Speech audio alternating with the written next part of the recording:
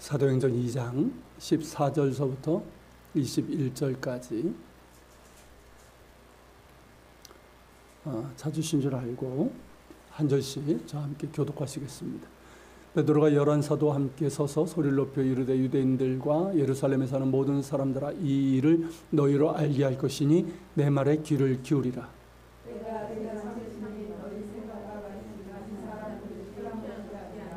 이는 곧 선지자 요엘을 통하여 말씀하신 것이니 일러스되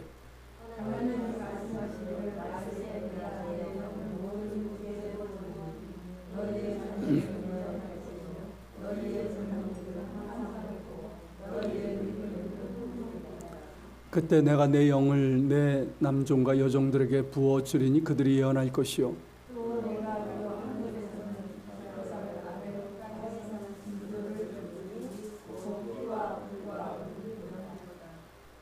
주의 크고 영화로운 날이 이르기 전에 해가 변하여 어두워지고 달이 변하여 피가 되리라.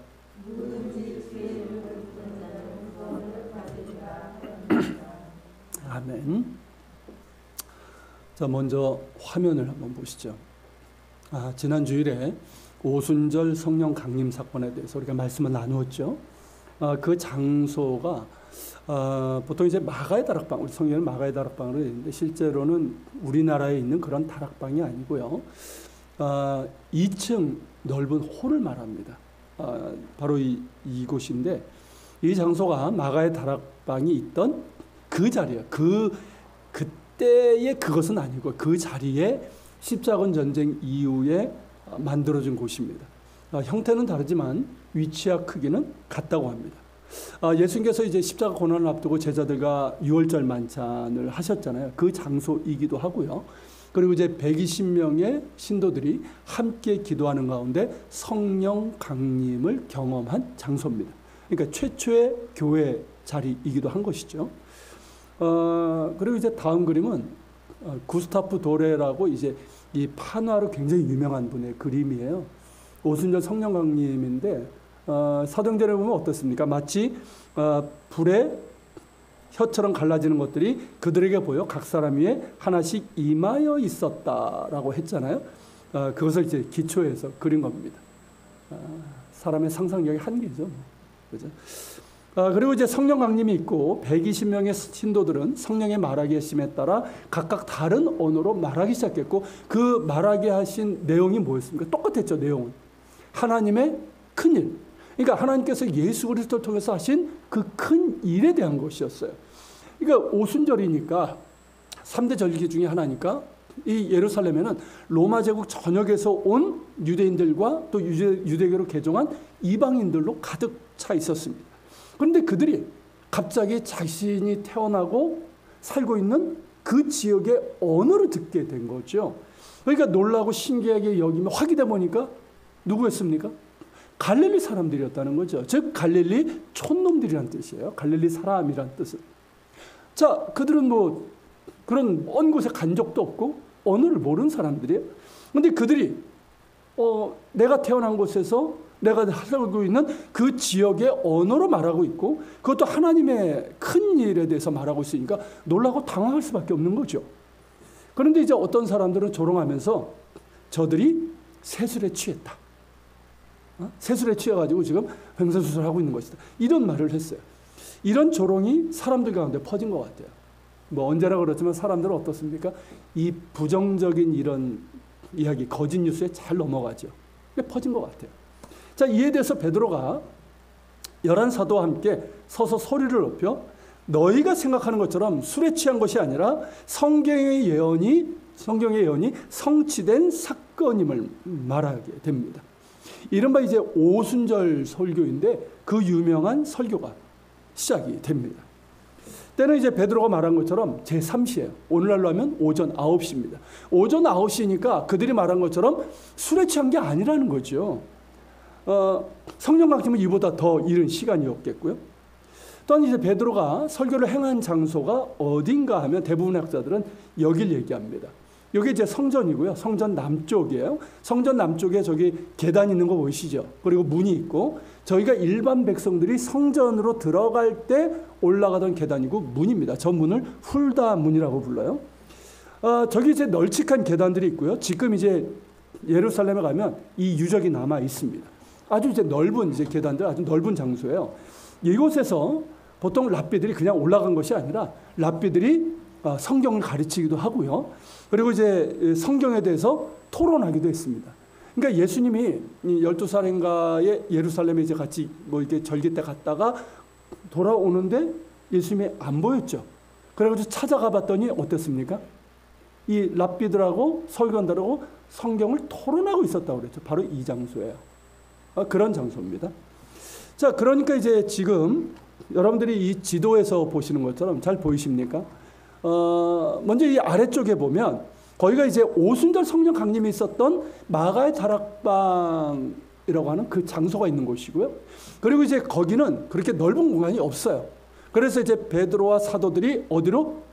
조금 전에 보여드렸던 성전 남쪽 훌다문 앞에 그 널찍한 계단이 있는 그 공간으로 거기에 가서 이제 설교를 한 것이죠. 거리가 그렇게 멀지 않아요. 그리고 많은 사람들이 모일 수 있는 것이기 때문에 그렇게 한 겁니다. 자, 베드로가 11사도와 함께 성전에 올라가는 이 훌다문 앞에 서서 큰 소리로 얘기를 하죠. 유대인과 예루살렘에 사는 모든 사람들아, 이 일을 너희로 알게 할 것이니 내 말에 귀를 기울이라 라고 말합니다. 여러분, 이 모습을 보면서 어떤 생각이 드십니까? 굉장히 달라졌죠. 자, 예수님의 부활 전에는 베드로를 놓고 이들이 어땠습니까? 두려움에 떨면서 뭐 이런 짓을 해요. 두려워서 숨어 지냈던 이들이에요. 그리고 이날 이전까지만 해도 예루살렘은 어떤 곳입니까? 실패와 상처가 있는 곳이에요. 그들에게는 빨리 떠나고 싶은 곳이란 말이죠. 근데 예수님께서 너희가 예루살렘을 떠나지 말라고 하셨으니까 있는 것뿐이에요. 여전히 두려운 곳이고 부담스럽고 사람들 앞에 나설 수 없는 곳이었단 말이죠. 갈릴리라면 모를까? 거기 홈그라운드니까. 갈릴리라면 모를까? 예루살렘은 그럴 만한 곳이 아니었습니다. 그런데 이들이 예루살렘에서, 그것도 오순절이라 사람들이 많이 모인 상황에서 다른 장소도 아닌 성전 앞 훌다문 앞에서 소리를 높여서 하나님의 말씀을 전하고 있다는 것이죠. 성전은 어떤 곳입니까? 예수님이 십자가로 내면 대제사장들의 본거지예요. 그리고 성전 안에 보면 이 오른쪽에 솔로몬의 회랑이라고 하는 곳이 있습니다. 거기는 바리새파들이 모여서 어떤 회의도 하고 뭐 성경도 토론하고 그런 곳이에요. 그러니까 쉽게 말하면 적진과 같은 곳이죠. 그런 곳에서 큰 소리로 하나님의 말씀을, 이 복음을 담대히 선포했다는 거죠. 이는 성령 강림으로 인해서 이들이 성령 충만하였기에 가능한 일이었습니다. 사람의 능력과 지혜로 되는 것이 아니라 성령의 능력과 성령의 말하게 하심에 따라 한 일이기에 가능했던 것이죠. 일단 베드로의 설교를 보면 구약성경 요엘 2장 28절부터 32절을 인용한 것입니다. 근데 여러분, 베드로가 본래 학문이 없는 자, 이거는 자기도 인정을 해요. 자타가 공인한 사람이에요. 근데 그런 그가 성경에서 지금처럼 이렇게 뭐 성경이 간단하게 되는 게 아니잖아요. 그 당시에는. 근데 그 성경 중에서 정확하게 이 요엘서 말씀을 끄집어내서 성령 강림 사건이 그냥 우연히 일어난, 어쩌다 우연히 일어난 신비적인 현상이 아니라 하나님께서 요엘 선지자를 통해서 약속하신 말씀이 이루어진 것이다. 그렇게 밝히 증거하고 있다는 것이죠. 이는 제가 전에 한번 말씀드린 것처럼 예수님의 부활 후에 그가 성경에 대해서 열심히 공부했다는 거예요. 그리고 성령의 이제 감동을 받아서 이렇게 된 거죠. 그죠? 성령 충만의 의미가 어떻습니까? 성령께서 그 눈을 밝혀주시고 또 성령 강림이 의미하는 바를 깨닫게 해주시는 거예요. 이거 여러분 경험하신 분들 많으실 거예요. 어떤 말씀인데 그 말씀이 어떤 사건 혹은 나에게 어떤 것으로 새롭게 깨닫게 해주시는 것들이 있단 말이죠. 바로 그런 거죠. 자, 분명 베드로는 바뀌었어요. 할렐루야. 예, 이전처럼 급하고 덤벙대고 실수하기 잘하는 다혈질의 그런 사내가 아니라 어떻습니까? 이전보다 차분해지고 그러면서도 열정적이고 카리스마 있고 그리고 지혜로운 거의 랍비 수준의 영적인 통찰력을 가진 사람이 되었어요. 할렐루야. 여러분, 성령 충만의 결과입니다. 이후 베드로 사도들 그리고 초대교회의 모습을 우리가 보겠지만 성령 충만의 결과로 나타난 놀라운 일들을 보게 되는데 그중에 가장 놀라운 게 뭔지 아십니까? 그들의 변화라는 거예요. 여러분, 성령 충만의 가장 큰 증거는 뭘까요? 성령 충만의 가장 중요한 결과는 뭘까요? 뭐 방언하고 어떤 은사가 나타나고 이런 걸까요? 아니에요. 변화예요, 변화. 그러니까 세상이 바뀌는 것이 아니라 내가 바뀌는 거예요. 내가 바뀌는 거예요. 이게 성령 충만의 가장 큰 증거이고 또 가장 중요한 결과입니다. 자, 그전까지는 두려움과 염려, 걱정에 붙들려 살던 사람들이에요. 우리가 그러지 않았습니까? 그런 사람이 담대하고 감사하는 사람으로 바뀝니다. 믿음 없고 의심하고 흔들리고 자기의 믿음을 부끄러워하면서 숨기던 그런 사람이 이제는 굳건한 믿음 위에 서서 담대하게 믿음의 길을 가는 사람으로 바뀝니다. 자, 누가 크냐는 시기와 질투, 교만과 열등감, 패배의식 이런 것에 이제 붙들려 살고 있던 사람이 이제는 자신을 정말 낮출 줄 알고 다른 사람을 높이면서 사랑하고 섬기는 그런 사람으로 바뀌고 자신도 올바르게 사랑하면서 건강한 사람으로 변화가 됩니다. 자, 내적인 힘이 부족하고 영적으로도 무기력했던 그런 사람이 성령의 치유하심과 강하게 하심에 따라 정말 강해지고 영적 무기력을 파고 일어설 수 있게 됩니다. 내 힘과 지혜와 경험으로 일해왔어요. 지금까지. 그리고 자기 의와 인정받으려는 그런 욕구로 봉사하던 사람이었단 말이죠. 그런 사람이 성령의 능력과 지혜의 의지에서 섬기게 되고 나는 죽고 내 안에 사실은 예수 그리스도의 의를 붙잡으면서 오직 주님께만 영광 돌리기를 기뻐하는 사람으로 바뀌게 됩니다. 그 내면과 입술의 말과 행함에 있어서도 점점 변화가 되어서 예수님 닮은 열매, 곧 성령의 열매를 맺어가는 사람이 되어가는 거예요.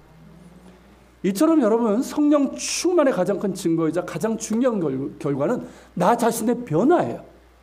그러게 성령 받기를 구하고 성령 충만을 사모해야 됩니다. 그런데 여기서 우리가 오해해서 안 될 것은 성령 받으면 만사오케이 그게 아니라는 거예요. 즉 아무것도 안 돼도 성령 받으면 다 되네? 그게 아니라는 것입니다. 만일 그런 생각을 가지고 성령 달라고 막 매달린다면 그건 성령을 오해하는 것이고 성령을 모독하는 죄가 될 수 있습니다. 성령은 삼위일체 하나님의 한 위격입니다. 즉 인격적인 존재이시고 우리와 사랑의 관계를 원하시는 분이세요. 그렇기 때문에 우리가 성령 받기를 원하고 성령 충만을 사모한다면 무엇보다 하나님을 사랑하는 사람이 되어야 합니다. 하나님을 사랑하면서 성경을 가까이 해야 됩니다. 앞서 말씀드린 것처럼 부활하신 예수님을 만난 이후에 베드로는 어땠습니까? 열심히 성경을 공부했어요. 그냥 좋네 그러면서 은혜 취해가지고 이런 것이 아니라 정말 하나님의 말씀을 열심히 공부했단 말이죠. 여러분, 성령은 진리의 영이십니다. 그래서 하나님의 말씀을 가까이 하면서 사모하는 마음으로 부지런히 읽고 묵상하며 공부하는 사람에게 성령께서 조명해 주시는 거예요. 빛을 비춰주시는 거예요. 그러니까 보게 하시고 깨닫게 해주시는 거예요. 진리의 말씀을 조명해 주셔서 깨닫게 하시고 나를 향한 하나님의 뜻이 무엇인지를 알게 되는 거죠. 그전까지는 봐도 나하고 별로 상관없는, 그죠? 그냥 옛날 이야기, 따분한 이야기. 근데 하나님이 정말 이 말씀을 통해서 나에게 원하신 것이 무엇인지를 알게 되는 거죠. 그러면서 내가 정말 변화되어야 될 것이 무엇인지, 내가 회개하고 정말 변화되고 치유될 것이 무엇인지를, 또한 순종해야 될 것이 무엇인지를 알게 해주시고 또한 능력도 주시는 거예요. 말씀을 통해서 이러한 깨달음과 은혜를 받게 되면 말씀의 맛을 알게 되는 거예요. 말씀의 맛을. 따분하고 졸린 말씀이 아니라 정말 말씀의 맛을 알게 되는 거예요. 그래서 시편 기자가 말한 것처럼 주의 말씀이 내 입술에 어찌 그리 단지 꿀송이보다 더 달달하는 이것이 여러분들의 우리의 경험이 될 수 있습니다. 할렐루야. 여러분, 이렇게 하나님의 말씀을 가까이 해야 돼요. 또한 기도해야 됩니다. 여러분, 베드로를 포함한 120명의 성도들은 함께 모여 열심히 기도했어요. 오순절 이후에도 어땠습니까? 그들은 열심히 모여서 기도했어요. 평상시에도 열심히 기도했고요. 박해 상황에서 어땠습니까? 더욱 열심히 기도를 했어요. 단지 막연히 기도하고 뭐 자기들이 원하는 것만을 구한 것이 아니에요. 물론 뭐 그런 기도가 있었겠지만 그들이 구한 건 뭐냐면 우리 가운데 성령께서 임하사 은혜를 주시고 우리를 붙들어 주시고 치유하시고 또 충만하게 해주셔서 하늘의 능력과 지혜를 더해 주셔서 믿음과 순종의 길을 가게 해달라는 거예요. 그리고 성령의 충만함을 입어서 예수 그리스도의 복음을 담대히 증거하게 해달라는 기도였습니다. 그 기도 가운데 성령께서 함께 하심으로 응답해 주셨습니다. 기도 가운데 성령의 능력과 지혜가 그들 가운데 임했고 그들은 다시 성령 충만하여 담대히 믿음과 순종의 길을 갖고 예수 그리스도의 복음을 전할 수 있었습니다. 성령 받기를 원하고 성령 충만을 사모한다면 말씀과 기도에 힘써야 됩니다. 은혜는 저절로 주어지는 게 아니에요. 자판기가 아닙니다. 성령 하나님과 인격적인 관계에 힘써야 됩니다. 내 마음과 뜻과 힘을 다해 하나님을 사랑하기를 사모하시고 그렇게 또한 사랑하는 여러분 되시길 바랍니다. 그리고 날마다 성경을 가까이 하면서 기도하세요. 정말 말씀을 가까이 하면서 기도하십시오. 그런 가운데 거룩과 순종과 사랑의 섬김에 힘쓰시길 바랍니다. 그럴 때 여러분 성령께서 임하실 거예요. 언제 어떻게 임할지는 우리는 모릅니다. 예수님께서 니고데모에게 말씀하신 것처럼 마치 성령이 임하는 거 어떻습니까? 바람이 임의로 부는 것처럼 언제 어떻게 올지 모르잖아요. 불지 모르잖아요. 그처럼 성령께서 어떻게 언제 우리에게 임하고 어떤 방식으로 우리에게 능력과 지혜를 주실지는 모르지만 반드시 주실 것입니다. 바람이 존재하는 것처럼 성령께서도 살아계시고 바람이 임의로 불 때 성령께서도 사모하는 자에게 임하시고 크신 은혜와 능력으로 덧입혀 주실 것입니다. 자, 이제 베드로의 설교 내용을 보면 두 부분으로 나눌 수가 있어요. 첫째는 이제 요엘서의 이 말씀을 이제 인용하면서 해석한 것이고요. 그리고 두 번째는 예수 그리스도를 증거한 거예요. 오늘 이제 첫 번째 부분으로 말씀을 나누는데 다시 한번 17절부터 21절을 보겠습니다. 다시 한번 읽어볼게요. 다 같이. 하나님의 말씀하시기를 말세에 내가 내 영을 모든 육체에게 부어주리니 너의 젊은이들은 환상을 보고 너의 늙은이들은 꿈을 꾸리라. 그때 내가 내 영을 내 남종과 여종에게 부어주리니 그들이 예언할 것이요 또 내가 위로 하늘에서는 기사를 아래로 땅에서는 징조를 베풀리니 곧 피와 불과 연기로다. 주의 크고 영화로운 날이 이르기 전에 해가 변하여 어두워지고 달이 변하여 피가 되리라. 누구든지 주의 이름을 부르는 자는 구원을 받으리라 하였느니라. 아멘. 자, 이분은 이제 베드로가 말한 것처럼 구약성경의 요엘서, 예언서죠, 선지서. 요엘서를 인용한 거, 요엘서 2장 28절부터 32절을 인용한 겁니다. 근데 이거는 이제 헬라어 번역본이에요. 헬라어 70인역 구약성경이고요. 히브리어 된 본문, 그러니까 우리 구약성경은 이제 히브리어에서 바로 번역한 건데 거기를 참고해서 보면 우선 17절에서 보면 말세라고 되어 있잖아요. 그런데 여기 이제 요엘서를 보면 구약성경 요엘서를 보면 그 후에라고 되어 있어요. 그 후에라는 말은 뭐냐면 메시아께서 오시고 승기하신 후를 말합니다. 즉 예수 그리스도께서 오시고 부활 승천하셔서 승기하신 후를 말합니다. 즉 모든 사람에게 그 후에 모든 사람에게 성령을 부어 주시겠다는 약속이에요. 요엘서의 이 그 후를 17절에서는 말세라고, 그러니까 70인역 헬라어 성경에는 이제 정확하게 하면 마지막 때예요. 그러니까 어감이 말세랑 마지막 날하고 조금 틀리죠. 그죠? 마지막 날이라는 게 좀 더 우리가 이해하는 게 쉽습니다. 자, 마지막 날이라고 이제 번역을 했어요. 왜 마지막 날일까요? 왜 마지막 날일까요? 자, 지금까지의 날들이 끝나고 새로운 날들이 시작되기 때문입니다. 자, 지금까지 하나님의 구속사는 어떻게 이루어졌습니까? 선택된 민족, 선민 이스라엘을 중심으로 이루어졌다면, 자, 이제는 어떻습니까? 선민의 경계를 넘는 거죠. 이스라엘의 경계를 넘어서 만민으로, 열방으로 확장되는 시대가 열리게 되었다는 것입니다. 예수님께서 승천하시기 전에 사도들에게 오직 성령이 임하시면 너희가 권능을 받고 예루살렘과 온 유대와 사마리아와 땅끝까지 이르러 내 증인이 되리라고 그렇게 말씀하신 것도 바로 이 이유예요. 또 하나님께서 아브라함을 부르셨을 때 하셨던 약속이 뭡니까? 너로 말미암아 땅의 모든 족속이 복을 받으라고 하셨죠.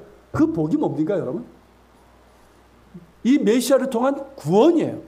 이 복을 받게 되리라는 이 약속이 이루어지게 된 때라는 것이죠. 자, 약속하신 대로 예수께서, 메시아 예수 그리스도께서 오셨고 십자가 고난과 부활하심으로 모든 것을 이루시고 다시 하나님께도 돌아가심으로 하나님 나라의 왕권을 받으셨습니다. 이게 승귀잖아요. 자, 이제 땅의 모든 족속이 복을 받는 예수 그리스도의 복음이 이제 이스라엘 땅을 넘어서 열방으로 전해져야 됩니다. 모든 민족이 이제 그 복음을 듣고 구원받아 하나님의 자녀가 되고 하나님 나라의 백성이 되는 새로운 날이 시작된 것이에요. 그 새로운 날을 여시는 분이 누구라는 겁니까? 성령이시라는 거예요. 부활 승천하신 예수님을 대신해서 성령께서 성도들과 함께 하시면서 교회를 세우시고 복음을 예루살렘과 온 유대와 사마리아 땅끝까지 전파되도록 하시는 분이 바로 성령이시라는 거예요. 그래서 성령께서 강림하신 것인데 성령 강림 역시 어떻습니까? 이전과는 다른 새로운 모습으로 그렇게 나타나게 됩니다. 자, 구약시대에도 성령이 임했어요. 그죠? 언제나 계신 분이니까. 그런데 여러분, 구약시대에는 성령께서 어떻게 임하셨습니까? 모든 사람에게 임했습니까? 아니에요. 특별한 사람들, 아브라함, 모세, 다윗, 선지자들, 이런 소수의 사람들, 그런 사람들에게 성령께서 임하셨고 이사도 그렇잖아요. 영이 임했어요. 그러면서 성령께서 그 소수의 사람들, 특별한 사람들에게만 임하셔서 능력과 지혜를 주셨단 말이죠. 그런데 이제는 어떻게 됩니까? 모든 육체에 성령을 부어주시겠다 하신 약속대로 그렇게 되었습니다. 모든 육체란 뭐냐면 모든 계층과 연령을 포괄하는 모든 사람들을 얘기하는 거예요. 즉 남성과 여성, 어른과 아이, 주인과 종, 그때는 신분제가 있었으니까 주인과 종, 그리고 유대인과 이방인 등 모든 구분과 차별을 거부하고 모든 인종과 계층과 연령을 포괄하는 모든 사람들에게 성령이 임하시는 새로운 시대가 시작되었다는 것입니다. 이제 이스라엘 민족을 넘어서 세계 열방으로 복음이 전해지고 이제 소수의 특별한 사람들만이 성령을 받는 것이 아니라 모든 육체가, 즉 예수 그리스도를 믿는 모든 사람들이 성령을 받게 되는 새로운 시대가 시작되었다는 것이에요. 모든 사람이 차별 없이 구원을 받게 되고 또한 성령을 받게 되는 새로운 시대가 열리게 되었다는 것입니다. 할렐루야. 여러분, 이것이 얼마나 놀라운 은혜인지 아십니까? 그러므로 마지막 날은 어떻습니까? 새로운 시작의 날인 거예요. 마지막 날은. 이전 시대가 끝나고 새로운 시대가 시작된 날이에요. 그 사인이 뭡니까? 성령 강림입니다. 베드로가 요엘서를 통해서 강조하는 것이 이거야. 너희가 보고 듣는 이 놀라운 일은 우연히 일어난 신비적인 현상이 아니라 하나님께서 일찍이 요엘 선지자를 통해서 약속하신 대로 성령을 모든 육체에게 부어주신 사건이고 이제 옛 시대가 가고 새로운 시대가 열렸다는 것입니다. 그 새로운 시대는 주의 날을 향하여 가고 있습니다. 여러분, 20절에서 주의 크고 영화로운 날에 대해서 말하고 있죠. 그죠? 주의 크고 영화로운 날. 이게 바로 주의 날인데 이 날은 어떤 날일까요? 이게 정말 마지막 날인 거예요. 이 주의 날은 심판의 날이고 정말 이 세상이 끝나는 마지막 날입니다. 즉 예수님께서 다시 오시는 날이고 다시 오셔서 이 세상을 심판하시고 새하늘과 새 땅, 곧 하나님 나라를 완성하실 날입니다. 성령 강림으로 시작된 이 새로운 시대는 주의 날을 향하여 가고 있습니다. 그 기간이 얼마일지는 모릅니다. 그러나 분명한 것은 주의 날이 올 것이고 그때는 준엄한 심판이 있다는 것입니다. 그러므로 예수 믿어야 합니다. 21절에서 누구든지 주의 이름을 부르는 자는 구원을 받으라고 한 이유가 바로 여기 있는 거예요. 성령 강림으로 시작된 이 새로운 시대는 구원의 시대이고 은혜의 시대입니다. 누구든지 예수의 이름을 부르는 자는 구원을 받습니다. 예수의 이름을 믿는 자는 구원을 받습니다. 그리고 언젠가 주의 날이 임할 때 정말 해가 변하여 어두워지고 달이 변하여 피가 되는 그 두려운 심판의 날에도 주 예수 그리스도의 이름을 믿는 자는 구원을 받습니다. 예수 믿어야 합니다. 그리고 예수 전해야 합니다. 누구든지 주의 이름을 부르는 자는 구원을 받습니다. 일단 성령을 받습니다. 예수님을 나의 구주로 믿어 영접하는 자에게는 성령께서 임하십니다. 성령이 아니고서는 예수를 주라 시인할 수 없다고 말씀하셨어요. 그러니까 예수 믿는 자는 뭡니까? 그 안에 성령이 계시는 거예요. 믿으십니까? 꼭 기억하십시오. 성령께서 증거하시는 거예요. 나는 예수 믿는 사람이라고, 하나님의 아들이라고 증언하시는 거예요. 증거하시는 거예요. 근데 마귀는 어떡합니까? 나를 고발하죠. 꼭 내가 실수하고 순종하지 못했을 때 너 같은 게 무슨, 그러면서 우리 고발하죠. 그래서 우리를 자꾸만 실족시키려고 그래요. 근데 여러분, 성령은 우리를 증언하십니다. 너는 하나님의 자녀라고, 너는 예수 믿는 사람이라고. 할렐루야. 성령의 음성이 귀를 기울여야 돼요. 여러분, 성령과 동행하면서 더욱 성령 충만을 구하며 성령 충만에 합당한 삶을 사람에게는 성령께서 더한 능력과 지혜를 주시는 거예요. 우리가 성령 충만을 사모해야 되는 이유죠. 여러분, 다시 17절을 보면 이 말씀이 있죠. 자, 너희 자녀들은 예언할 것이고 너희의 젊은이들은 환상을 보고 너희의 늙은이들은 꿈을 꾸리라는 거예요. 이게 무슨 뜻일까요? 자, 우리 자녀들이 마치 막 점쟁이처럼 막 장래 일어날 일들을 막 말하고, 그리고 우리 어른들이나 이제 노인들은 뭐 신기한 꿈이나 뭐라 그래요? 예지몽? 뭐 그런 꿈을 막 꾸고, 우리 젊은이들은 막 기가 막힌 환상을 보게 된다. 그 뜻일까요? 예전에 이 본문을 그런 식으로 해석해서 시한부 종말론으로 사람들을 미혹시킨 사람들이 있었어요. 1992년 10월 28일 기억하십니까? 다미선교회죠. 이장님이 이끄는 다미선교회가 이 이단이죠. 이 요엘서 본문을 그렇게 해석하면서 어린 자녀들, 그들에게 있는 어린 자녀들, 청년들을 앞에다 세워놓고 뭐 예언을 받았다 그러면서 예수님이 곧 재림하시고 그리고 종말이 올 것이라고 하면서 사람들을 미혹하면서 정말 이 사회에 정말 큰 문제를 일으켰던 일이 있었습니다. 그 날이 언제입니까? 오실 날까지 막 얘기했잖아요. 1992년 10월 28일. 그때 저는 병원에 입원하고 있어가지고요. 그때 TV에 아마 다 보고 있었어요. 교회 다니든 안 다니든. 아무 일도 일어나지 않았죠. 이후 사라진 것 같은데 다시 이제 바퀴벌레처럼 나와가지고 다시 모이고 다시 시한부 종말론으로 사람들 미혹하고 있다고 합니다. 신천지 같은 이단도 그래요. 이런 말씀들을 자기 멋대로 해석하면서 사람들을 미혹합니다. 정말 주의하셔야 됩니다. 깨어 계셔야 되고 성경을 바르고 올바르게 공부하셔야 돼요. 그래서 이런 이단들에게 미혹된 일이 없도록 해야 됩니다. 자, 요엘서의 말씀은 그런 의미가 아니에요. 자, 요엘서에서 말씀하시는 자녀들이 예언을 하고 그리고 노인들이 꿈을 꾸고 그리고 청년들이 이상을 본다. 그러니까 요엘서는 환상이라는 이상이라는 표현인데 이게 더 맞아요. 근데 이상을 본다는 이 말씀의 참된 의미는 뭐냐면 성령께서 임하실 때 자녀들과 노인들과 청년들 모두가 예수 그리스도를 알게 되고 믿게 된다는 것이에요. 그뿐만 아니라 예수 그리스도와 하나님 나라에 대한 일을 말하고 그 꿈을 꾸게 되고 그 이상을 갖게 된다는 말씀이에요. 실제로 보십시오, 여러분.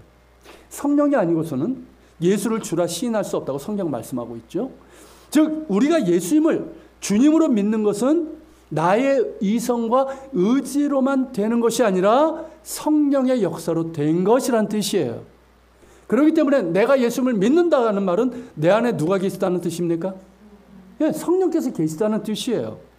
그렇다면 우리가 믿기로 결단하고 예수님을 영접하는 것은 어떤 의미가 있는 걸까요? 그것은 성령의 역사심에 대한 나의 반응이고 순종이에요. 자, 성령께서 복음을 통해서 나의 죄를 깨닫게 하시죠. 그죠? 나의 죄를 깨닫게 하셔요. 회개를 이끄신단 말이죠.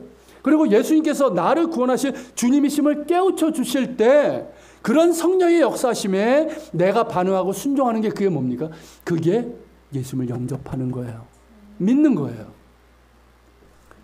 이렇게 성령을 통해서 우리는 비로소 예수님을 이야기하게 됩니다. 그전까지는 예수님에 대해서 얘기하지 않았던 사람이에요. 알지도 못했고요. 그런데 여러분, 성령을 통해서 예수님을 내가 믿거나 영접하고 나니까 어떻게 됩니까? 예수님 이야기가 나오잖아요. 맞죠? 내 입에서 예수님 이야기가 나온단 말이죠. 예수님께서 꿈꾸신 하나님 나라에 대해서 이제 말하기 시작한단 말이죠. 그렇다면 우리에게 성령의 충만함을 구하라고 하신 이유는 뭘까요? 성령 충만을 통해서 우리가 더욱더 예수 그리스도를 알아가라는 것이고요. 그래서 정말 예수님을 나의 왕, 나의 주님으로 모시고 살아가면서 또한 하나님 나라와 의를 구하는 삶을 살아가라는 하나님의 뜻이기 때문입니다. 성령이 부어질 때 우리 자녀들이 예수님에 대해서, 하나님 나라에 대해서 이야기하게 될 것입니다. 성령이 부어질 때 우리 어르신들이, 우리 부모들이 하나님 나라에 대한 꿈을 꾸게 된단 말이죠. 그리고 우리 청년들이 하나님 나라에 대한 이상을 갖게 될 것이라는 말씀이에요. 기가 막히지 않습니까? 생각해 보세요. 지금 우리 자녀들이 어떻습니까? 이 땅에는 애들 한번 보세요. 자녀들. 어린 애들 한번 보세요. 10대들 한번, 청소년들 보세요. 자, 그들의 입에서 나오는 말이 어떻습니까? 참 경건하고 그렇습니까? 말은 생각에서 나오고 생각은 가치관에서 나오는 거예요. 우리 자녀들의 말을 보면, 물론 이제 우리 입시 환경이나 여러 가지 상황이 그 아이들을 행복하지 못하게 하는 것도 있지만 단순히 그것 때문이 아니란 말이죠. 행복하지도 않을 뿐만 아니라 미안한 말이지만 희망이 없어요. 너무 거칠고요. 그리고 이기적이고 얼마나 냉소적이고 파괴적인지 모르겠어요. 겁나요. 걔네들 말하는 거 보면. 그런 아이들이 누구에 대해서? 예수님에 대해서 이야기하기 시작하고 하나님 나라에 대해서 이야기하기 시작한다고 생각해 보십시오. 즐거운 상상 아닙니까? 그죠? 즐거운 상상이에요. 그런데 여러분, 이 상상이 현실이 될 수 있다는 것입니다. 어떻게? 우리 아이들이 예수님을 만날 때, 우리 아이들이 정말 성령이 충만함을 받을 때 이 즐거운 상상이 현실이 될 수 있다는 것입니다. 예전에 우리 큰아이가 그때 고등학교 때죠. 기독교 대안학교를 다녔었는데 그때 학교에서 축제가 있었고 학부모 초청의 밤이어서 저희 부부가 갔어요. 그날 저녁에 워십 댄스 경연대회가 있었습니다. 그러니까 초등학교 6학년에서부터 고3까지인데 고3도 다 참석하는 거예요. 그래가지고 CCM을 가지고 댄스를 만들어 공연한 건데 정말 잘하더라고요. 정말 신나게 하더라고요. 그러니까 자신들의 끼를 막 발산할 뿐만 아니라 이 청소년기의 그 질풍 노들어가는 그 걷잡을 수 없는 그 에너지가 있잖아요. 그걸 마음껏 쏟아붓는 자리였어요. 정말 신나고 재미있고 좋았습니다. 그런데 제가 거기에서 본 게 뭐냐면 이 요엘서의 모습이에요. 그들이 노래하고 춤을 춘 곡들이 뭡니까? 모두가 예수님에 대한 이야기잖아요. 하나님 나라를 얘기하는 거예요. 과연 노래만 그랬을까요? 이 아이들이 몇 달간 같이 모여서 연습하면서 연습만 한 게 아니란 말이죠. 같이 기도하면서 그렇게 준비를 했어요. 그러면서 자신들이 만난 예수님을 노래로 말하고 춤으로 말한 거죠. 성령께서 조금씩 보여주시는 하나님 나라에 대해서 그들이 노래로 춤으로 말하기 시작한 거죠. 여러분, 예수님을 만나면 우리 자녀들의 입에서 예수님 이야기가 나오기 시작합니다. 부모님들 그리고 할아버지 할머니들 잘 들으세요. 우리들의 아이들의 입에서 예수님 이야기가 나오기 시작한다는 거예요. 그리고 성령이 임하시면 우리 자녀들의 입에서 장래 일에 대한 이야기가 나옵니다. 그저 내가 뭐가 될 거야 하는 그런 이야기가 아니고요. 내가 하나님을 위해서 살고 싶고 하나님의 영광을 위해서 살고 싶은데 뭘 해야 될까는 그런 고민이 시작된다는 거예요. 그전까지 어땠습니까? 그전까지는 돈 잘 버는 게 꿈이에요. 나 부자 되는 게 꿈이야. 그래서 잘 먹고 잘 사는 게 내 장래 일이에요. 근데 그랬던 아이들이 이제 말하는 게 뭡니까? 이제는 나의 직업과 전공을 통해서 어떻게 하나님의 뜻을 이루며 하나님께 영광을 돌릴 수 있을까 하는 그런 고민이 시작된다는 거예요. 아직 답은 없어요. 근데 애들이 고민을 하기 시작한다는 거예요. 저는 이런 변화를 정말 많이 보았습니다. 지금까지 인도했던 지도했던 청년들에게서 무수히 보아왔고요. 그리고 우리 아이들에게서도 보고 있습니다. 예수님을 만나고 성령이 그 안에 계시면 우리 자녀들의 입에서 예수님 이야기, 예수님께서 이루실 장래 일에 대해서 말하기 시작합니다. 예수님께서 이루실 하나님 나라에 대한 이야기도 하게 되고요. 그리고 예수님께서 내 인생을 통해서 이루실 일들에 대한 말을 하기 시작한다는 거예요. 이게 꿈 아니에요? 여러분, 우리 아이들이 이런 아이들이 되면 얼마나 행복할까요? 그렇지 않습니까? 그냥 공부 잘해서 대학 잘 가면 됩니까?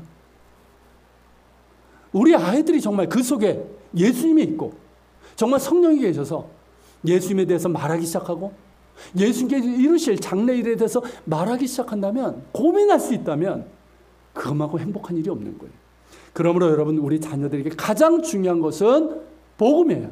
하나님의 말씀이에요. 여러분, 힘써서 여러분 자녀들에게, 손주들에게 하나님의 말씀을 가르치십시오. 용돈 주는 것보다 그게 훨씬 더 중요해요. 말씀을 가르치세요. 말씀을 통해서 예수님을 만나도록 하십시오. 그리고 마음껏 축복하고 기도해 주세요. 우리 할아버지 할머니들 계시지만 이게 손주들 만나면 먼저 딱 잡고요, 머리에 손 딱 얹고 축복하면서 기도해 주세요.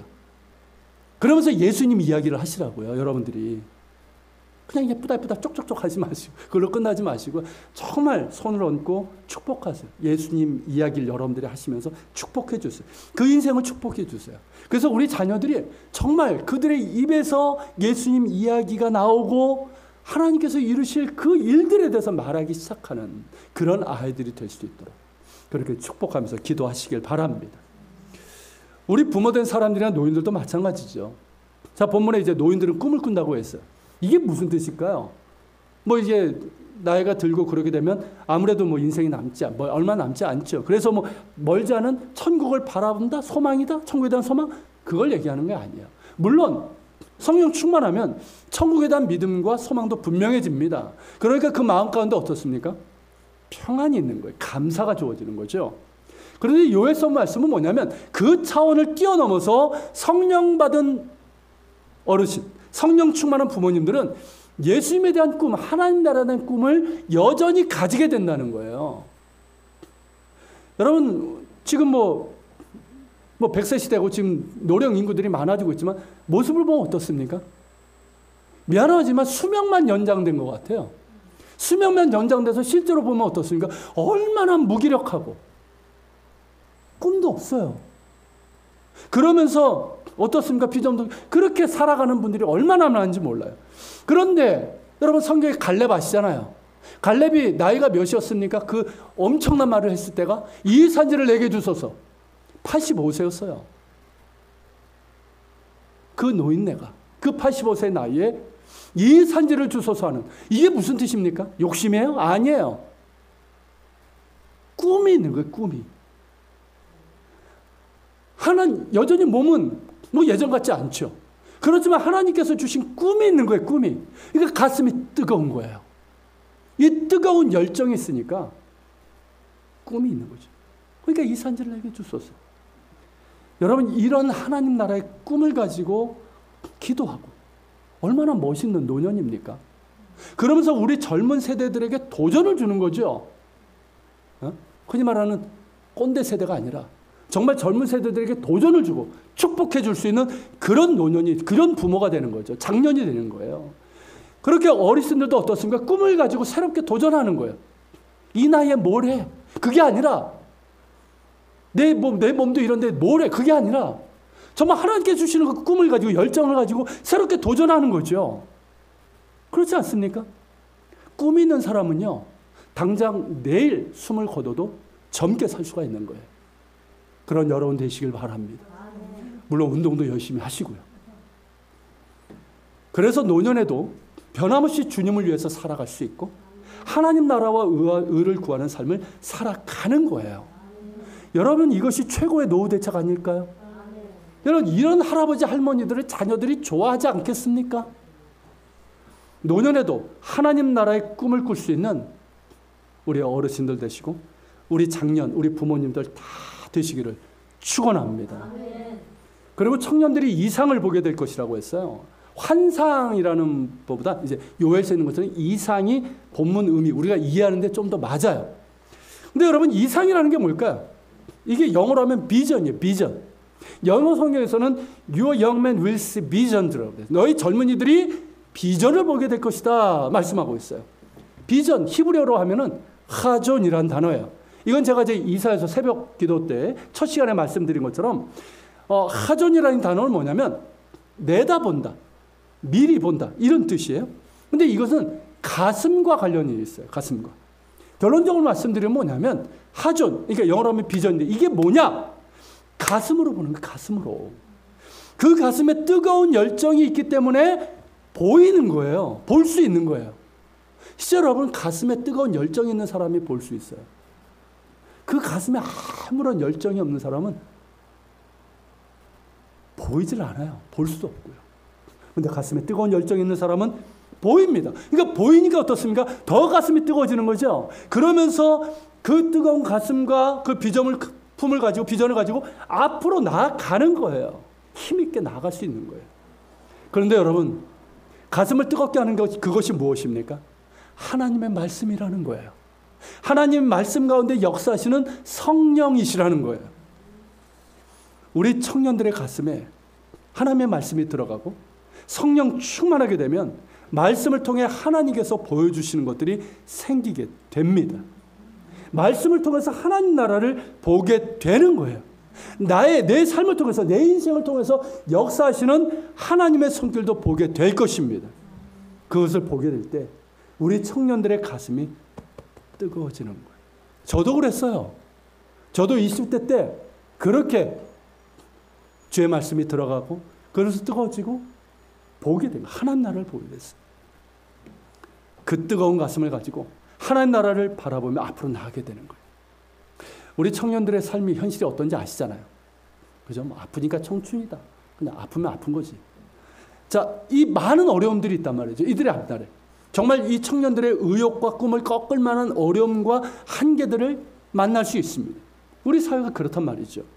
하지만 그 가슴이 뜨거운 사람들, 그냥 자기의 욕심이 아니라, 자기의 꿈이 아니라 정말 하나님의 말씀이 있고 그 안에 예수님이 있고 그리고 성령 충만을 입은 우리 청년들은 결코 절망하지 않습니다. 절망적인 상황을 만나도 절망하지 않아요. 어떤 자기의 환경을 탓하지 않습니다. 포기하지 않아요. 그렇다고 자기의 욕심과 야망을 위해서 애쓰지 않을 것입니다. 아무리 힘들어도 하나님을 바라보며 신뢰하게 될 것이에요. 예수님과 동행하면서 예수님 닮아가는 삶을 살고자 할 것입니다. 성령의 인도하심을 구하면서 성령의 능력과 지혜를 구하며 나아가게 될 거예요. 정말 예수님의 말씀처럼 먼저 하나님 나라와 의를 구하는 그런 삶을 살고자 애쓸 것입니다.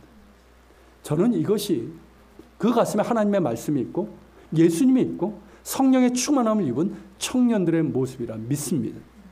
그런 청년들을 하나님께서 기뻐하시죠. 그리고 붙잡아 주시고 의의 길로 인도해 주실 것입니다. 그래서 그들을 하나님 나라의 도구로 써 주실 것이에요. 영광 받으실 거예요.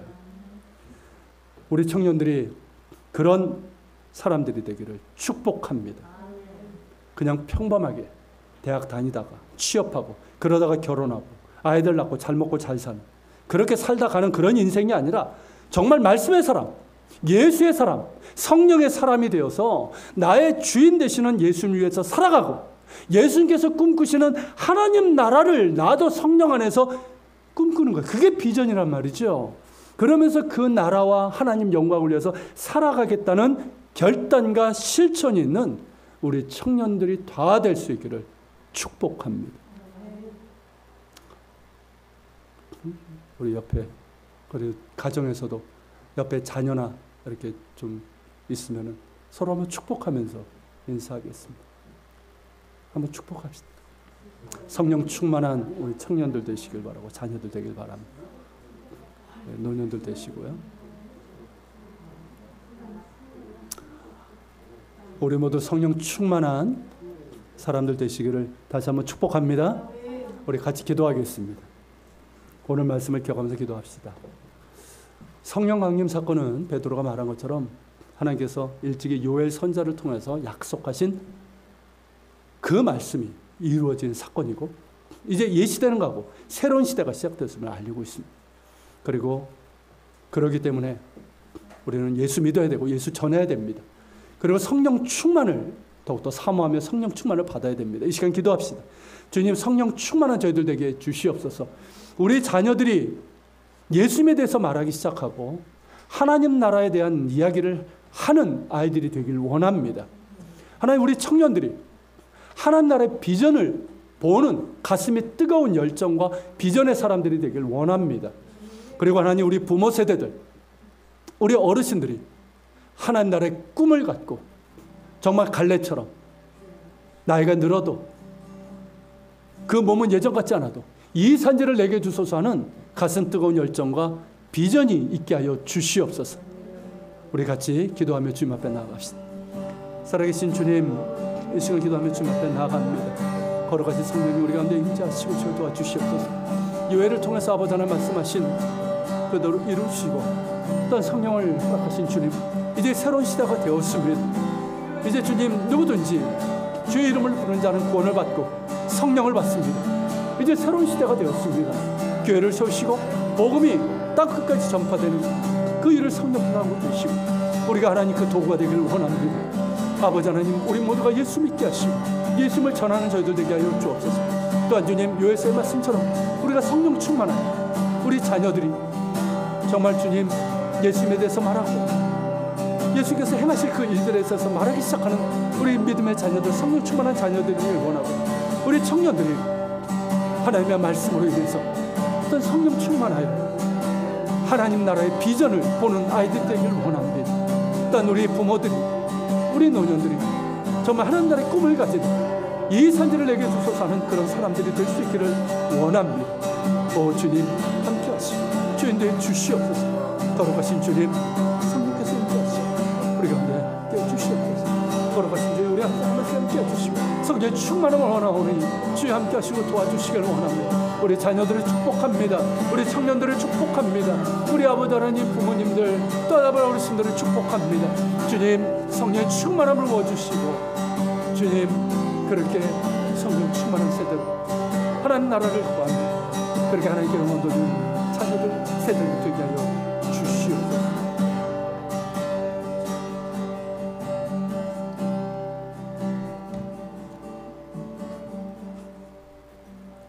신실하신 하나님을 찬양합니다. 일찍이 요엘 선지자를 통해서 약속하신 대로 오순절 성령 강림을 통해서 이제 마지막 날 예시대는 끝나고 성령께서 이끄시는 새로운 시대를 열어주심에 감사합니다. 이제 이스라엘을 넘어 모든 민족에게 복음이 전해지고 누구든지 예수 그리스도의 이름을 부른 자는 구원을 받으며 또 성령이 임하시는 새로운 시대가 되었고 우리가 그 시대에 살고 있음에 감사를 드립니다. 그리고 주의 날이 반드시 올 것입니다. 주의 날을 우리가 기억하며 오늘도 성령님과 동행하며 성령 충만을 사모하며 또한 예수님 잘 믿고 예수님을 전할 수 있는 저희들 되게 하여 주시옵소서. 그리고 주님, 요엘서의 말씀처럼 우리 자녀들이, 우리 청년들이, 우리 부모 세대들이, 또는 우리 어르신들이 성령 충만한 사람 되길 원합니다. 그래서 우리 자녀들의 입에서 예수님에 대한 이야기가 나오고 예수님께서 이루실 일들에 대한 이야기, 고민들이 나오기 시작하고 우리 청년들이 무기력하고 낙심하고 흔히 말하는 삼포 세대로 끝나는 것이 아니라 하나님의 말씀 때문에, 예수님 때문에 성령에 충만하여 그 가슴에 뜨거운 열정과 비전을 가진 사람들로 힘있게 나아갈 수 있도록 도와주시옵소서. 우리 부모 세대들도 그리고 우리 어르신들도 육체의 연약함, 나이 들어감 그 한계에 갇히지 않게 하시고 갈렙처럼 이 산지를 내게 주소서 하는 뜨거운 열정과 꿈을 가진 그런 복된 인생이 되게 하여 주시옵소서. 주님, 오늘도 감사드리며 예물을 주께 드립니다. 10의 1조 감사 예물, 주일의 예물, 선교 예물을 주님 앞에 드립니다. 흠양하여 주시고 드린 이들에게 크신 은혜로 더하여 주시옵소서. 이것이 쓰여지는 것마다 하나님의 영광이 나타나길 원합니다. 이제는 우리 주 예수 그리스도의 은혜와 아버지 하나님의 그 크신 사랑과 성령님의 감화 감동 교통 역사하심이 성령께서 여시고 주도하시는 이 새로운 시대를 더욱더 성령 충만함으로 요에서에서 약속하신 그 놀라운 능력과 그 축복을 경험하며 살기를 원하는 우리 모든 지체들 머리 위에, 우리 예안교회와 이 땅에 있는 교회들, 조국 대한민국과 북한 땅 이스라엘 땅에 세계 곳곳에서 복음을 전하는 선교사들과 박해 지역에 있는 그리스도인들 머리 위에 함께 하시기를 간절히 축원하옵나이다. 아멘.